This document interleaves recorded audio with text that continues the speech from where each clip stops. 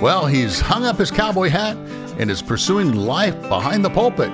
Award-winning, platinum-selling former country music singer-songwriter Granger Smith is with me today. Without the loss of River, there is no Maverick. And so I live in a very strange world now where I can't have both. I have to have one or the other. So if I had Riv back, I have to give Maverick away, who's now the same age as Riv when we lost him, which is just, and I don't think, it's probably not healthy to even need to go down that road, because what is. What happened, happened. And here we are.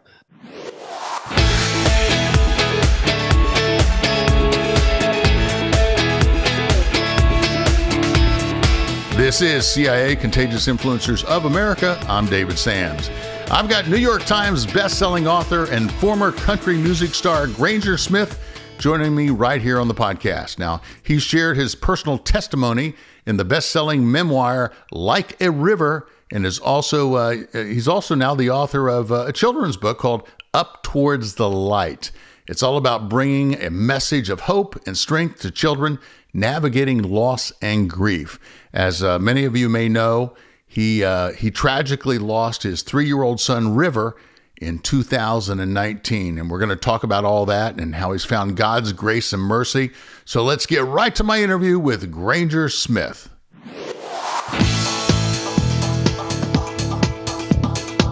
Hey, Granger, how you doing? I'm good, buddy. Thanks for having me. So let's get into it, because we've got a lot to talk about. First of all, welcome. Thank you for taking this time out to spend with us. And, a lot of folks have known you for quite some time, and you've been very successful, both in as an influencer and as an artist. And I'd like for you just to acquaint those who are not familiar with you.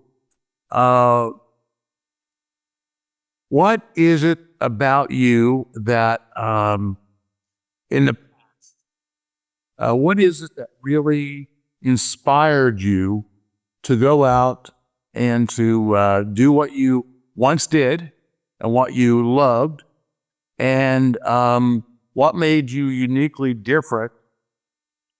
I'm just trying to figure out, and we're going to get to the transition here in a minute, but what is it that drove you as a country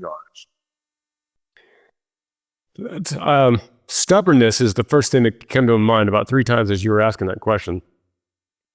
Pretty stubborn, and I just had a genuine love for making music and everything in the sphere of that. Everything, all the outcroppings of making music, which is performing it and recording it and traveling with my road brothers to deliver it.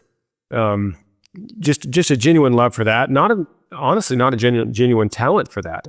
The talent came because I was so stubborn. I just was like the last man standing in a lot of ways when nothing was working for so many years, and I never was that talented. And so the talent only, there's a lower threshold of talent that just gets you in the door of the arena. But once you're in the arena, you got to have more. You got to have more juice than that.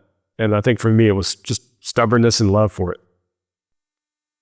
And how many years did you perform? I started performing probably 30 years ago, maybe a little more. Yeah. So you had a pretty good. You not only did you have a good feel for it, but you had the ability to be there for the ups and the downs, and I guess your wife decided to marry you anyway. Yeah, we didn't have any. Yeah. I don't know why she did. To be honest, I don't know why. Well, I'm sure she saw the potential in you, right? I don't know. I don't know how anyone could have, really. Yeah. Yeah, right. We all get right. Some of us. Yeah. Yeah. So you had an experience, a life-changing experience that really changed everything with your son. And I'd like for you to just tell us about that story So take me back to that moment and take me back to just paint the picture for us. Yeah, it was June 4th, 2019. Everything was great for my family. I was, the career was soaring. It had everything that I'd wanted and dreamed of and built, and including the family and the house we lived in and the property we were on. Had 3 beautiful children, and it was just, we were very happy. We were in a good place. And that particular day, I was outside about to head out to tour the next morning, and I was outside with the kids, all 3 kids. My daughter was doing gymnastics with me, and the boys were playing water gun fight, running around the yard in between me and my daughter. And after a few minutes, I noticed that it was quiet, and I looked around for my 3-year-old, which is what you do when it's quiet. And he was inside the gate, the locked gated pool, and he was face down in there in the water. So I crashed into the water and pulled him out, and I was expecting him to be scared and nervous, and I was going to say, "How'd you get in here? You know you're not supposed to be in here." But that's not what happened. He was gone. He was lifeless and cold, and the emergency services were able to get a heartbeat back. But the 10 minutes it took them to arrive was just too long for his little brain. He didn't make it. And tell me about what that was like, that 10 minutes. The 10 minutes I was on the phone with EMS on speakerphone as they were walking me through CPR, which I didn't really know how to do besides what I'd seen in the movies. So I was working, I was working as hard as I could, praying. Wasn't crying. I was focused on trying to get his heartbeat back. At first I was worried about breaking his little ribs, and then I had this horrifying thought that, well, maybe that's not the least of my worries right now.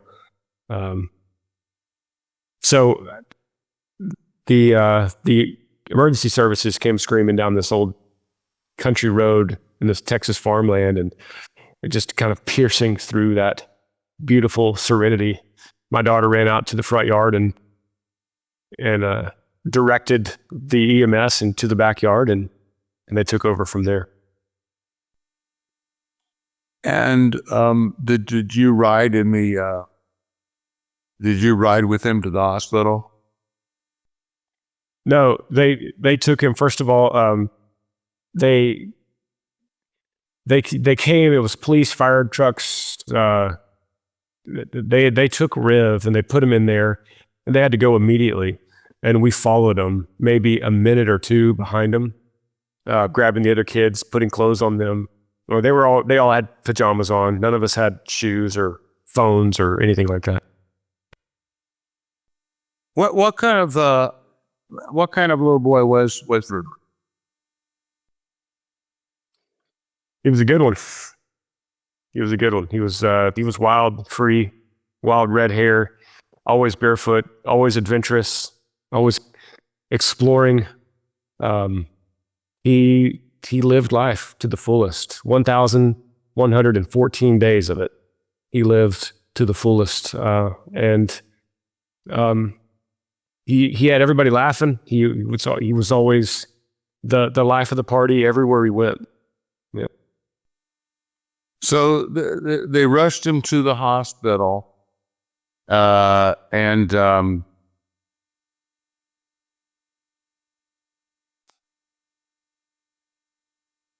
what was that moment like when you found out that he was not going to make it? Was your wife with you?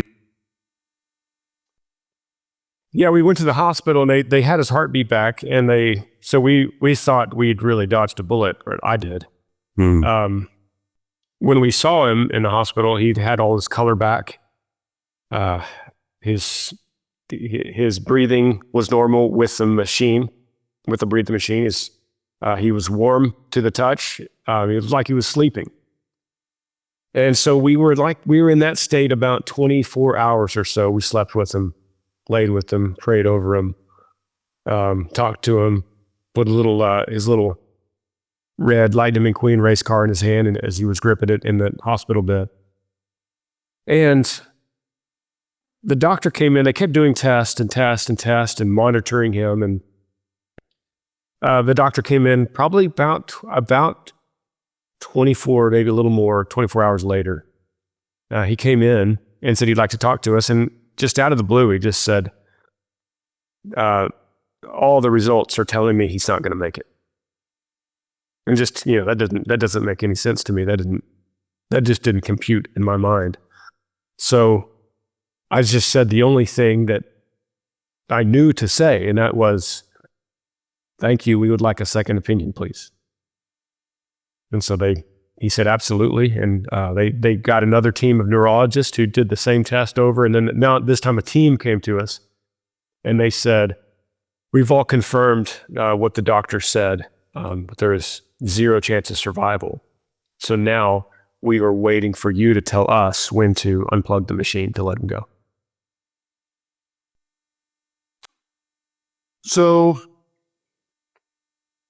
looking back at that moment, when you were all at your home, and this all happened, basically. You were right there.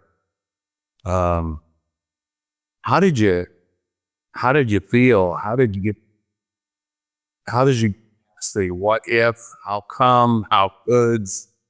Because I know a lot of people go through this, and they I had a friend once tell me, David, you can't live in the land of regret your whole life. How did you feel, and how did you push through that? What's the time frame you're asking the question in? Oh, when all of this came down, when all of this happened. Still in the hospital, you mean? When the accident. In those that ground zero, as I call it, that first week or so, you can't put that together. It's impossible. The human brain will only allow so much corrupted data to enter before it just can't. It's like a computer; it just starts overloading, and it's just a spinning wheel. So most people that have experienced extreme loss, grief, regret, guilt, shame, they have experienced that spinning wheel where they look back on it and they just go, you know what? I don't know what I was thinking. I was just numb. I was just kind of just a walking, breathing hunk of cells. I had no way to accommodate anything that was going on. That wasn't until later when we were able to process that. Yeah. And how much later was it that you were able to process? Probably after the funeral, and I'm speaking. I think probably a pretty general idea for a lot of people that have been in these kind of situations. And after the funeral, you get home, and that's usually been about a week or so since you lost them. And that first day, you go home, and you get in bed, and the lights go off, and you go, oh. They're 6 feet in the dirt right now. What am I going to do? It's kind of the first time you think that, because there's 5 or 6, 7 days leading up to the funeral. You're thinking, I got to do this. I got to arrange this. I've got to fill out this death certificate. I've got to do all these things that don't make any sense to my brain. And you haven't really thought yet about what am I going to do with one less person. That's the first time I believe you get to thinking about it is probably that first night,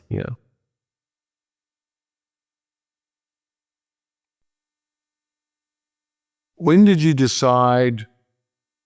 work through this to the point that you felt as though you needed to share your story in your book, which is like a river finding the faith and strength to move forward after loss and heartache?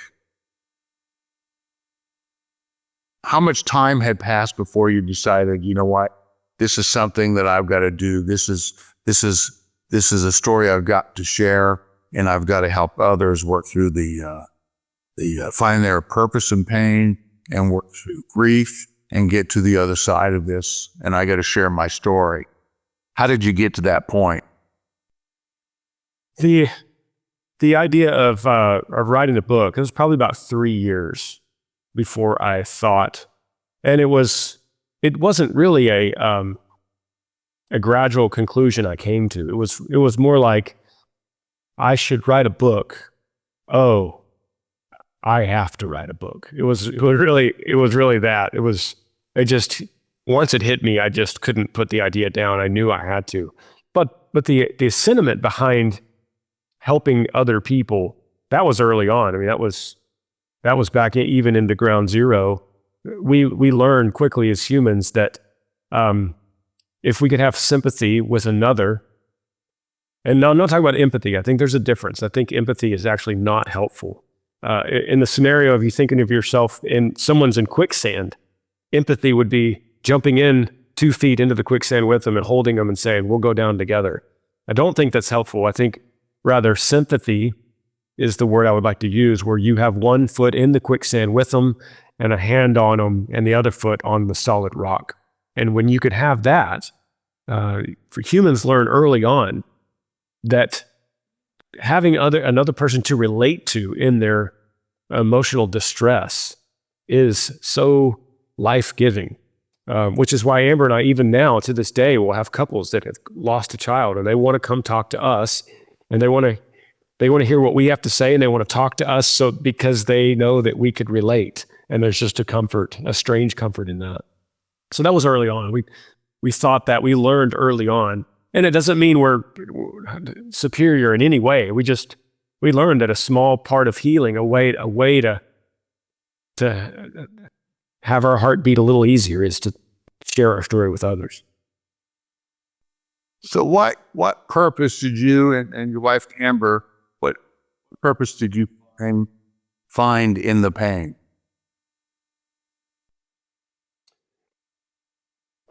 Well, I mean, that's a very, very complicated question. We could talk for 4 or 5 hours, and for me to build a thesis to answer that.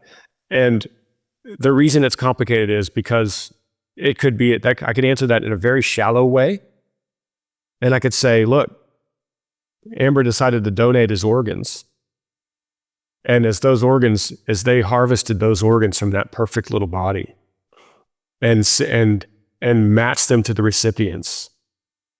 And that recipient, whoever that was, we know a few of them, we don't know all of them, may or may not have been praying for that moment, for a miracle. God, just give me a miracle. I'm losing my life. I'm sick.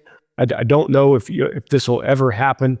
And they get a phone call that says, we found a recipient. And in that moment, there's purpose. It might seem small, but that's purpose right there. Even though we're in ground zero, we just lost our baby. This is the worst thing ever. That was the first time I realized that, yes, this is the worst thing. This is darkness like I've never seen before. But even in that extreme darkness, there is some light. It might be small, but it's not all dark. There is something there. And in the moment, and early on, that moment was the donated organs. A miracle is happening for this one person. So that's one instance of why there's a purpose in pain. And then the bigger instance as we move on theologically into who is God? What is his purpose? What is our purpose for his glory? Then we realize now that question has a whole new meaning as we look through the Bible and we see countless instances that God is not a God of accidents. God is a God of purpose and sovereignty and providence and planning and power. He's a God that nothing slips through his hands. He knows of everything, and everything is working for a greater good or a greater glory. So in that aspect, where's their purpose in pain, and how do I know that? That was a new me that realized that aspect of it. Now you gave up the country music scene, so to speak, and you made this big transition, and you decided to go another route. First of all, let me ask you: prior to all this, were you a believer? Yes, when I made that decision, absolutely. Yeah. Yeah, I wouldn't have done that if I was not a believer. So tell me about Doesn't make any sense. tell me about the transition that you made and why you made that decision.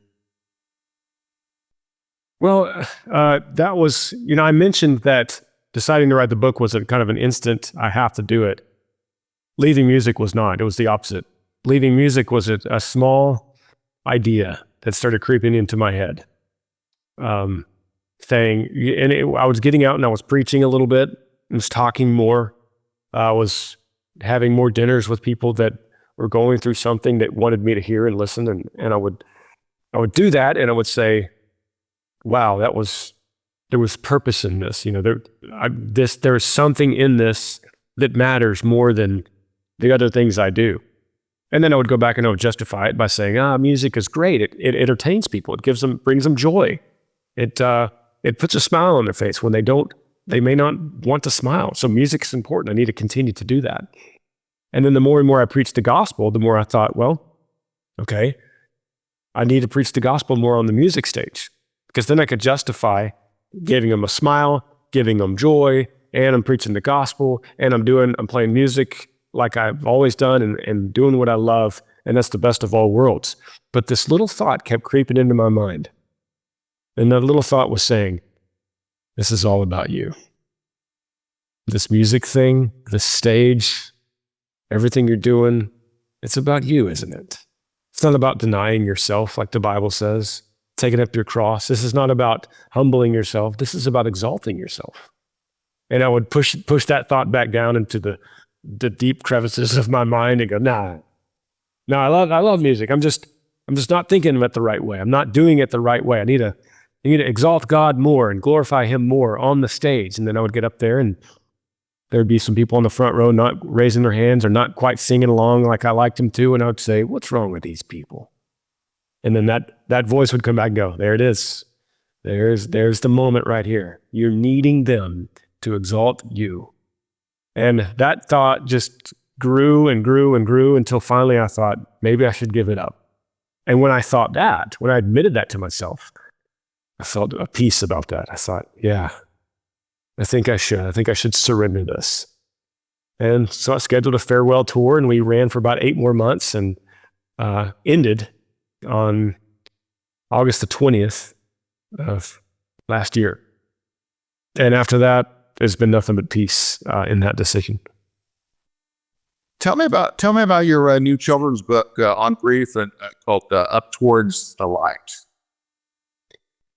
So there's a little component from the book, the trade book, Like a River, that made it into this children's book. And that was the idea of relating myself to a tree, where the tree is like us. It's not a rock. Often we want to think of ourselves as a rock. We could be a rock for our family and our friends that they could lean on.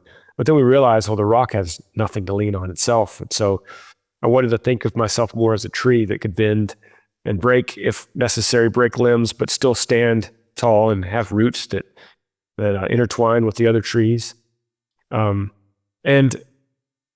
as I thought more and more about that, I thought that if the tree focuses too much on the ground and the roots and the soil and the ancestors that have fallen before it and the nourishment that it gets from the ground and the water, and it would lose vision of what really matters to the tree, the one thing that it really needs to do, and that is to look up toward the light. And realize that I was probably a lot like that too, thinking too much about the past and thinking about where I've come from and what I had lost, instead of focusing on where real growth comes from, and that would be from God. And what kind of reception have you had for this book? What's been the feedback? I haven't spent a lot of time in public since I've had this book. I've been out a few times. And so I hope it's only been just over a week or so. So I hope that it matters. And probably more importantly, I hope that it matters to one person. If it works for one family that stumbles across this book and it's a conversation starter for a child maybe that needs to talk about grandpa and the parents don't know quite how to bring it up. Maybe this book could be that conversation starter to bring healing to the family. As we come to a conclusion to this conversation, I want to just speak a little bit, or you to speak a little bit about a bright light in your life, and that's your son, Maverick. Yeah. And what he's like, and how God has brought this wonderful light into your life, and what that means to it, what he means to you and Amber. Yeah, when you asked earlier about purpose in the pain, I mean, one of the greatest examples of that is Maverick. You know, the Lord blessed us with another baby boy. To us, that we weren't supposed to have any more children. In fact, you know, the doctor said that we wouldn't. But the Lord had his plan with Mav, and without the loss of River, there is no Maverick. And so I live in a very strange world now where I can't have both. I have to have one or the other. So if I had Riv back, I have to give Maverick away, who's now the same age as Riv when we lost him, which is just, and I don't think, it's probably not healthy to even need to go down that road, because what is. What happened. And here we are. But the truth is, and the Lord doesn't always redeem in this kind of specific way, but he did give us all that we needed to make it through the darkest season of our life. And part of what he provided for us was another little boy that was not supposed to exist according to our own finite minds. And so, yeah, Mav means the world to me, and to his siblings as well. And to him, this is the family he was always supposed to arrive in, and this is just the way life is. It doesn't matter to him. But for us, we know that he is a miracle. And what's the significance of his name? Well, we thought a lot about, we wanted to honor his big brother, River. And so Maverick has the letters R-I-V in his name, and his middle name is Beckham, which means home by the river. Wow. That's beautiful. Well, my friend, thank you for spending this time with us, and thank you for your ministry. Thank you for writing these books, and thank you for keeping the faith, and thank you for being a real illustration that there is light on the other side of all of this, and for bringing people so much hope and inspiration. Well, thank you, David. Thanks for sharing your platform.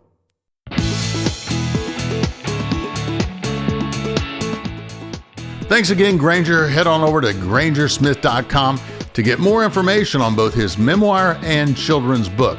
And there you'll also be able to check out the Granger Smith podcast. And of course, check out our podcast at ContagiousInfluencers.com, where you can rate and review all of our episodes. Well, don't do them all because it will take you several hundred hours, but they're there if you want to listen to them.